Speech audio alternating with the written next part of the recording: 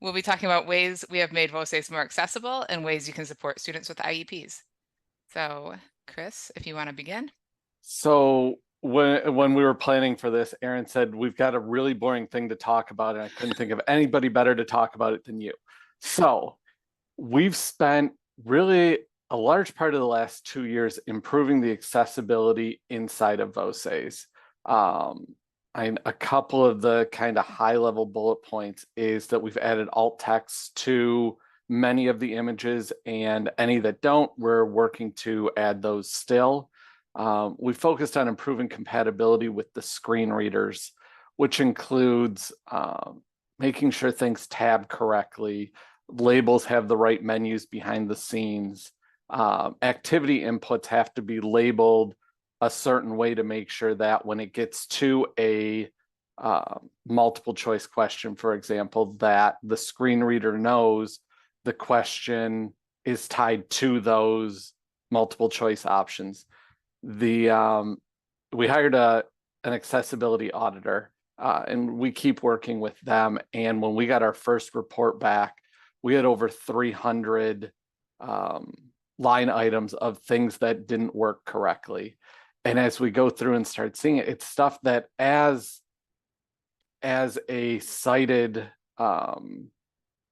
computer user, you don't think about what would the computer see when it's looking at the page. So we've gone through and fixed all of those issues. We're continuing to work towards the WCAG 2.2 standards for anybody interested in standards numbers.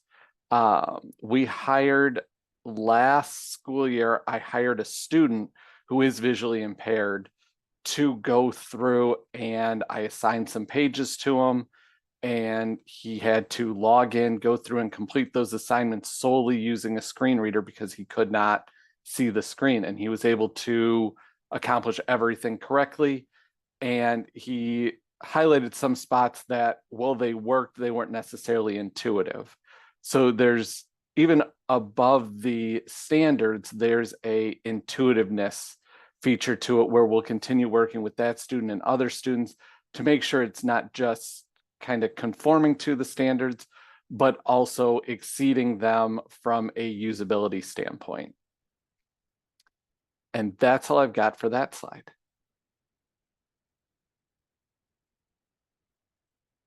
I think this is where Erin unmutes herself and talks. That too, that might help. Well, thank you so much, Chris.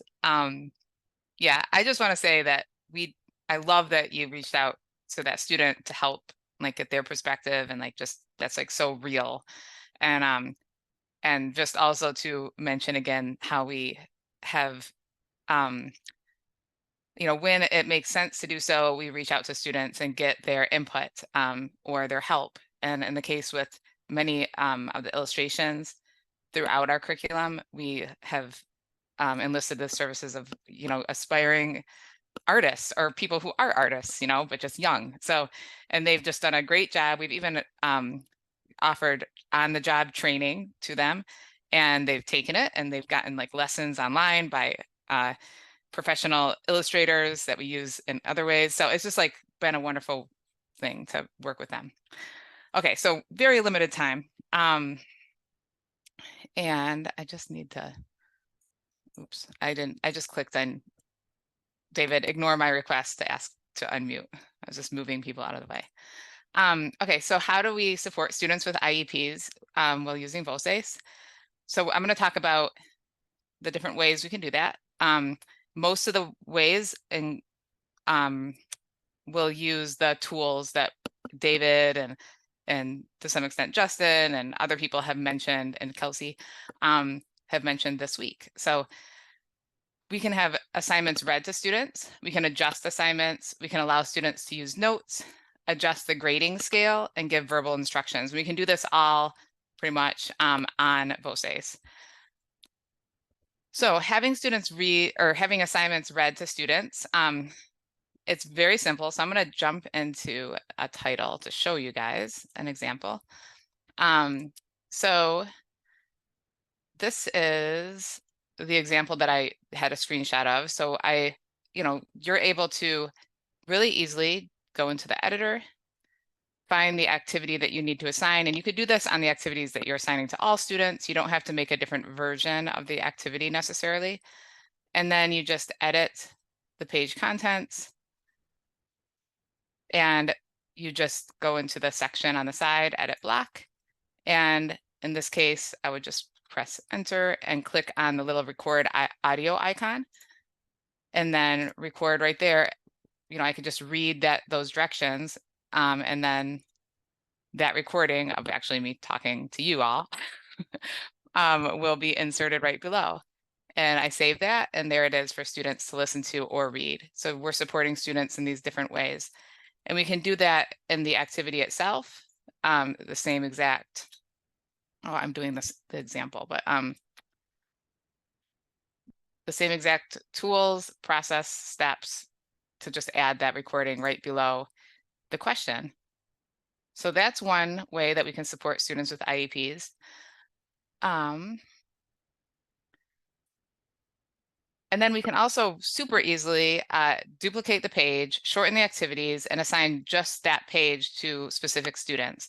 And really, unless the students are like sitting side by side, comparing in detail what they're doing, no student is going to really know that they got a different assignment. Like it's not something that's just obvious to anyone. So in this case, and I'm just going to jump back into the editor, I'm going to duplicate an assignment. So let's say I want to assign activity 4 to both to students, some students with an IEP and then some students without. So I'm going to go to that page or go to the editor and click page options and click duplicate page. And when you duplicate a page, it just of course happens right there, and then I can change the name. So I'm going to rename it. I was using, you can decide on your naming conventions, but I was just using the V2.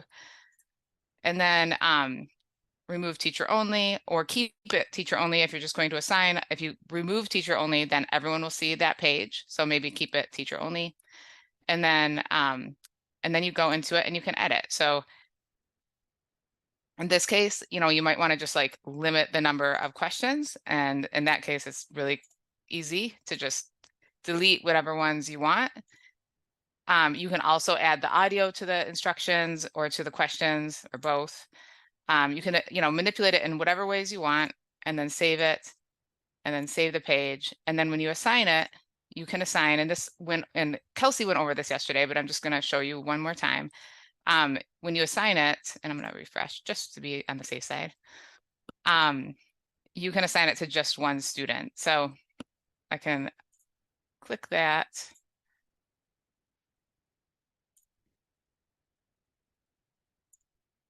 And here I see my activity 4, that's the version 2.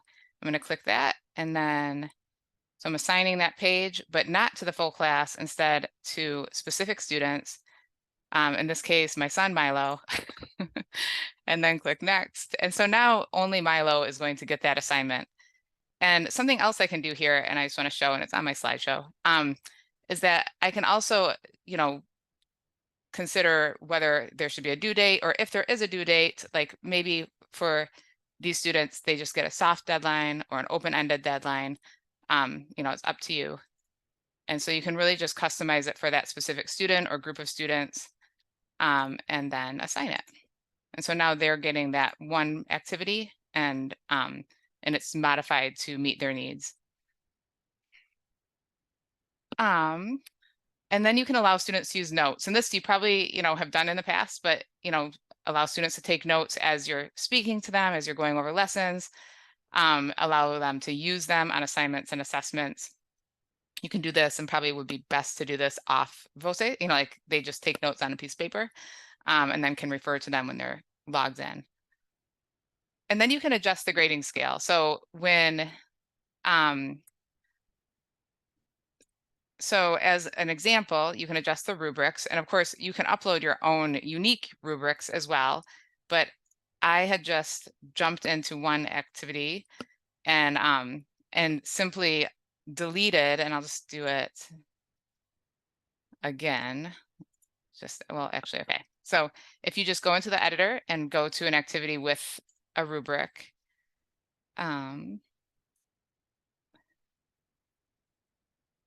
like this one, and edit page contents, and then edit page details, then you can, for instance, just modify the rubric to just take it down, so that, oh, actually it would be this one. But anyways, you can edit the rubric, you can save it. Earlier I had done it with like a version 2 rubric. So once you modify the rubric once, it will save in this drop down here. And so then you can apply it to any pages that you want to. And then that student will just have a modified rubric. So just like different goals for that student.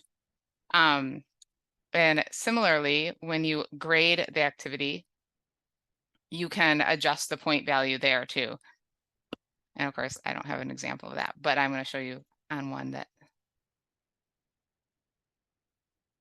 oops.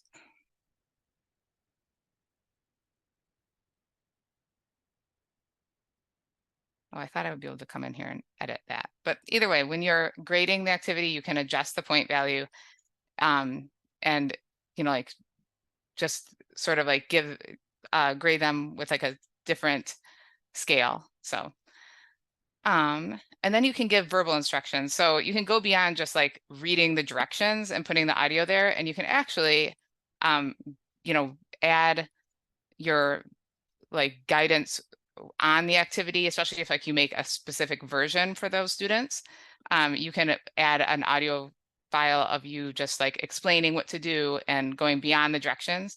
And you can even, I mean, this takes a little bit of work, but you can, well, it depends, but you could make a video of yourself, maybe giving the lesson or giving that like extra support embedded into Voces, so that when those students go home, they have your voice and your presence and a video right there at the top of the page. So let me just show you that really quick. If you go into the editor, and I'm just going to edit this one. And so I had already edited this to be shorter already, but now I'm going to add a video. And this isn't actually a video of me like helping any students, but this is a video from YouTube. But you could just make that video using like whatever recording tool you have on your computer, upload it in a private way to YouTube, or use Loom, or there's like probably another one that you could use. Actually, it says right here, Loom, Vimeo, etc. You just upload it to any of those programs and then put the link, and your video will appear right there on the screen for them. So this was helpful, especially during the pandemic, in terms of just like giving that really like sort of like intimate right there instruction and support to students. And this would absolutely help with your students with IEPs as well. And well, I'll show you how it looks on the screen. It looks very seamless. But a little tip, or I just want a little call out that I just want to make, that this video is part of the My Book, My Way video series, which we have on our YouTube channel, which are different authors highlighting their books and talking about ways to use those books with students. So check it out. I'll put the link in the chat in a moment. And we'll be adding more soon. There's a whole bunch in my email. But yeah, so those are some of the ways that you can use the tools on Voces to support students with IEPs. And I'm sure you could find more ways that you could use the tools to support different aspects of IEPs and different needs of students. So yeah, I think that's it. And if you have any questions, just let us know, email us, etc. Yeah, I And know I now, answered a few questions in the chat, but if anyone has I see a lot. more questions, definitely fill out the form. We'll be back here to answer questions at the end of the day today. Yeah, absolutely. And yeah, and I see everyone basically got their questions answered. And